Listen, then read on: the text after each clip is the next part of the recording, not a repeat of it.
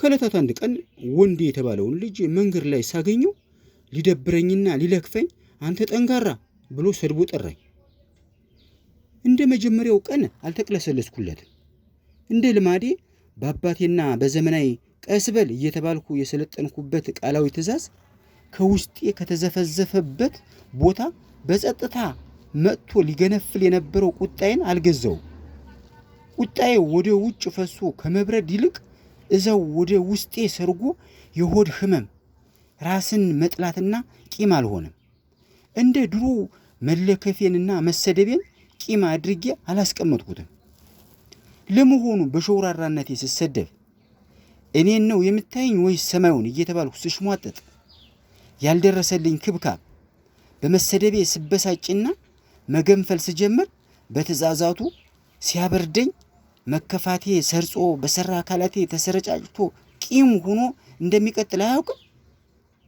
እውነት እልሃለሁ እጆቼና እግሮቼ ተቆርጠው ቢወድቁና አእምሮዬ ባይሰራ እዛ ቁራጭ አውራ ጣቴ ውስጥ ቂም ራሱን የቻለ ንቃተ ህሊና ሆኖ ቁጭ ብሎ የሚፈነዳበትን ቀን ይጠብቃል።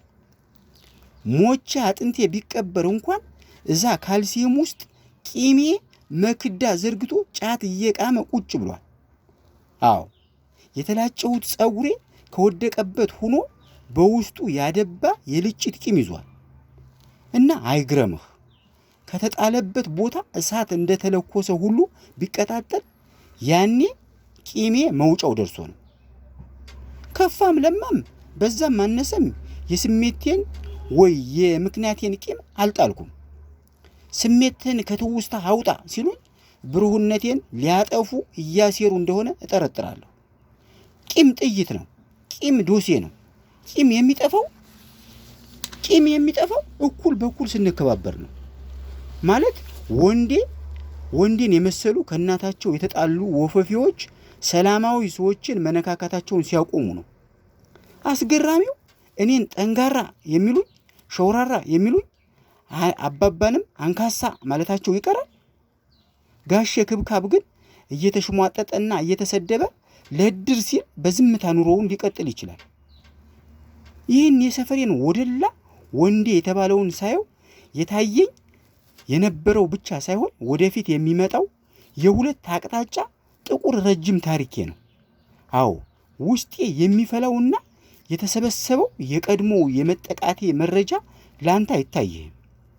ቀኝ ጉንጬን ሲመቱህ ግራህን ስጣቸው የሚል የደነበሸ ጥቅስ የሰለበህ ትሆናለህ። ወንዴም ምናበቢስ በመሆኑ መገመት አይችልም። የብልህ ልቦና ባለቤት ቢሆን ኑሮ ባለፈው ጊዜ ቴዲን ለከፉት፣ አሁን ግን አልለክፈውም ምክንያቱም ጥዋው ሞልቶ ይሆናል ይል ነበር። እሱ ሲለክፈኝ በ6 ትምህርት 100 ከማምጣት አንድ ጤነኛ አይን ይበልጣል ያሉኝ ሁሉ ናቸው እየተቀሰቀሱ ገለልተኛው ህሊናዬ ላይ ለፍርድ የተሾሙት። እነኚህን ወንዴ አያውቃቸውም። ብዛታቸው 20 ሊሆን ይችላል። ብዛታቸው 30 ይሆናል። ብዛታቸው 5 ሊሆንም ይችላል። የወንዴ ፊት ስፋት ደግሞ ብዙ ካሬ የሆነ የ30 ሰዎች ነው። ወንዴ በሲጋራ የታጠነ ሻይ ቤት ውስጥ በዘይት የበሰበሰ ፓስቴ ሲበላ የሚውል ወልወልዳ ነው። ይህ የእሱ ፊት 9 እስር ቤቶች ያክላል። እኔን አስፈራርተውና ሰድበው ማደር መብት ያላቸው የጠሉኝና የሚያበሉኝ አባባና ዘመናዊ ብቻ ናቸው። ወንዴን በጸጥታ አተኩሬ ሳየው የፈራሁት መሰለው። ከውስጤ እጅግ ጥልቅ ከሆነ ቦታ ለረጅም ጊዜ የሰበሰብኳቸው በተለያዩ ሰዎች በደረሰብኝ በደል የተፈጠሩት የተለያየ ዝርያ ያላቸው የቂም እንክብሎች እየተጠራሩ ሲሰበሰቡ እንደሆነ አይገባውም። ቂሞቼ ይተዋወቃሉ። አንዱ የአንዱ አድራሻ አለው። ይሄ ጉልቤ ነኝ ባይ በባህሪው እያሰባሰባቸው ነው። መልካም አሎሎ አክለው እንደ መልካም አሎሎ ከበዱ። አሎሎውም እጀ መዳፍ ላይ እየተቁነጠነጠ ተቀመጠ። በሳት የተለበለበ የገና ዱላ ደሞም በኪነት የተዥጎረጎርኩ ነኝ። ነጩ ቤተሰቤን የማከብርበት ነው።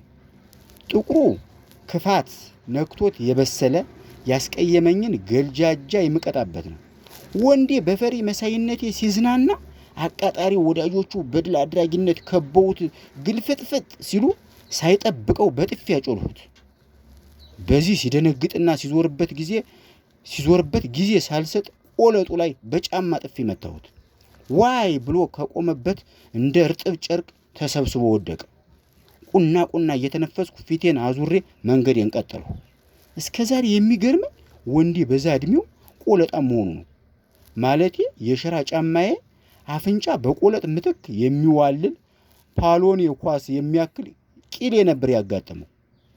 ዛሬ ድረስ ክብደቱና ስፋቱ ቀኝ እግሬ ጣቶቼ ላይ ይሰማኛል። አንዳንዴ 77 ቆለጦች ነበሩት እንዴ እላለሁ። ይህም ስራ አስፈትቶ በመገረም አናቴን እንድነቀንቅ ይገፋፋኛል። ኃላፊነቴን በመወጣቴም ፈገግ እላለሁ። ይህንን በማስታወሴም ቅር ይለኛል። ከመታሁት ቀን ጀምሮ ወንዴ በጣም ታሞ ለሳምንታት ከቤት አልወጣም አሉ። የወንዴ አባት በሽማግሌ በኩል ለአባባ አቤቱታ ላክ። በሁለተኛው ቀን ክፍሌ ውስጥ አርፌ ሆምወርኬን ስሰራ አባባ በሩን በቁጣ ከፍቶ ገባና ምንድን ነው የምሰማው? ጀመርክ? ልታሰድበኝ ነው አንተ? በተከበርኩበት ሰፈር አዋረድከኝ። አንተ ሰማህ?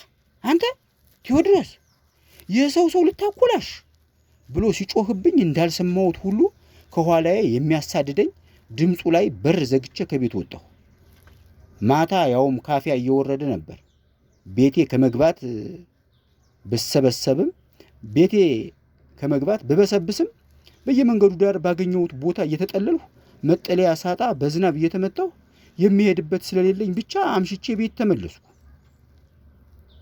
ሄሉ ስትጠብቀኝ ስለነበር በር ከፍታልኝ ገባሁ።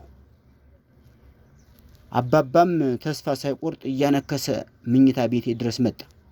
አልጋ ጠርዝ ተቀምጬ የረጠበ ጃኬቴን ሳውልቅ ደረሰብኝና ምን አይነት ስድ ነህ? ምን ብልግና ነው ስጠራህ በላይ ላይ በር ዘግተህ የምትሄደው አለኝ። ልጅህ እኔ እንጂ እሱ አይደለም አልኩት። በድንጋጤ እማ አለና አተኩሮ አየኝ።